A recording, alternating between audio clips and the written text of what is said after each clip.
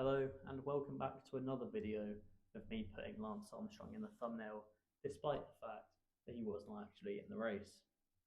Now, the final week of the 2006 Tour de France began with some proper mountains, with the most famous mountain in all of cycling, Alpe d'Huez.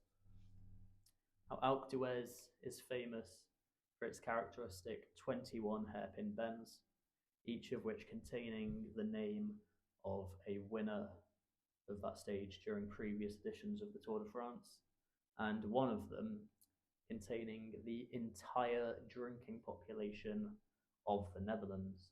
It also has a zip wire across the valley where I lost my hat on holiday when I was 12 years old. So if anyone can find that and safely return it to me, I will give you free access to my Patreon, link in the description.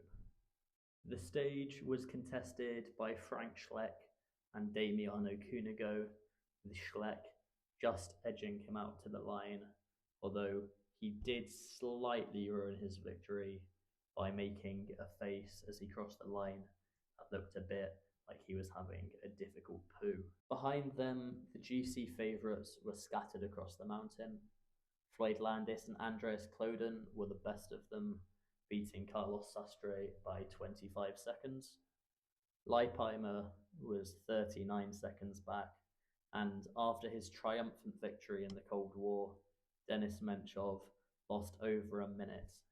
And even further behind him came Cadel Evans and the yellow jersey of Oscar Pereiro, who finished far enough back to lose the lead of the race to Floyd Landis by 10 seconds.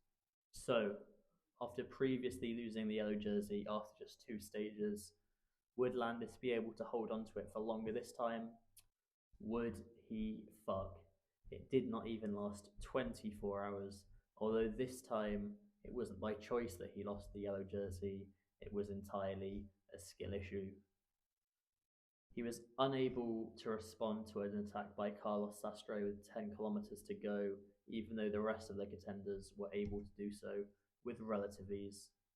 And over the course of the final mountain of the day, he lost a further 8 minutes to Evans, Sastre, Kloden and Pereiro, and finished the day with a fall-off of dramatic proportions outside of the top 10, and over 8 minutes down overall.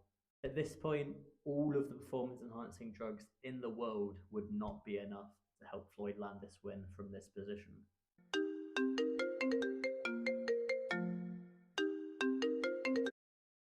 Hello?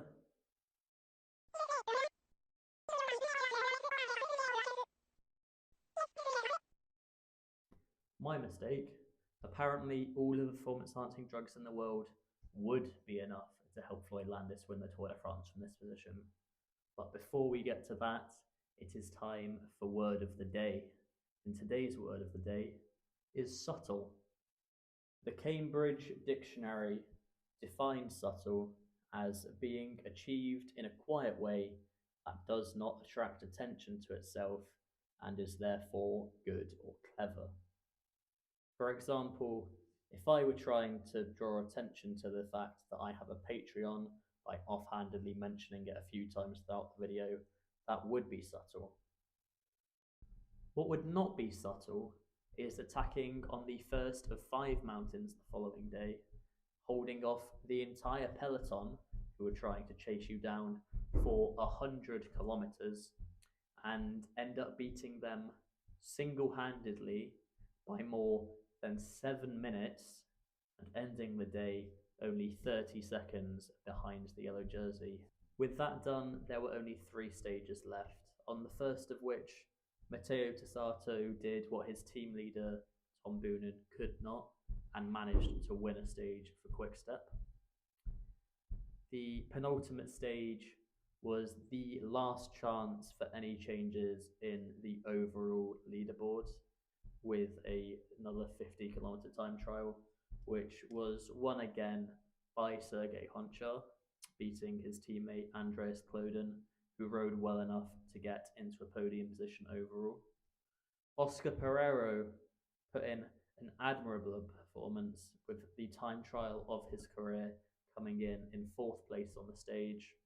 However, it was not quite enough to beat Floyd Landis, who put a minute and a half into him and ended up taking the yellow jersey at the final opportunity. Finishing the tour the way that he started, it was Tor Ushovd who won the final sprint on the Champs-Élysées, meaning he had won the first and last stage of that year's race. And despite being beaten in the final sprint, Robbie McEwen still did enough to win the green jersey because he's pretty bloody quick.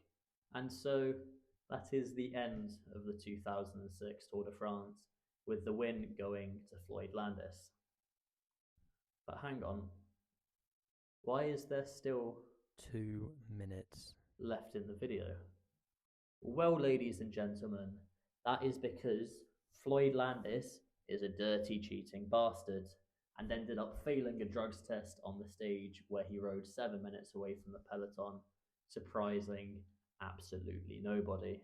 So Floyd Landis became only the second ever Tour de France winner to be stripped of their title after Maurice Scarron, the winner of the first ever Tour de France in 1903, got his 1904 title taken away after it turned out he was caught taking a train.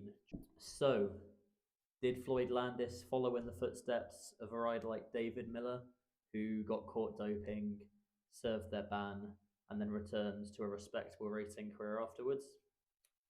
Absolutely fucking not. Instead, he tried to snitch on Oscar Pereiro, saying that in the previous season, when they had been teammates, he had seen Oscar taking drugs and trying to get the tour taken away from him as well. And after his ban had finished, he then asked recently out of retirement Lance Armstrong if he could join his team. And when Lance said, "We don't want anyone who's publicly failed drugs tests on our team," he then sued Lance for $100 million and snitched on him to the US government, which means I am going to have to take away Tom Boonan's Certified Fraud of the Year award and give it instead to Fraud Landis. Now, with the final race results, these were the overall standings. Ignore the column on the right-hand side. I can assure you everybody other than Landis was innocent. Rider of the week this week goes to everybody other than Floyd Landis for not being total bellends. And as always, a big thank you to Audi for letting me use their trolley.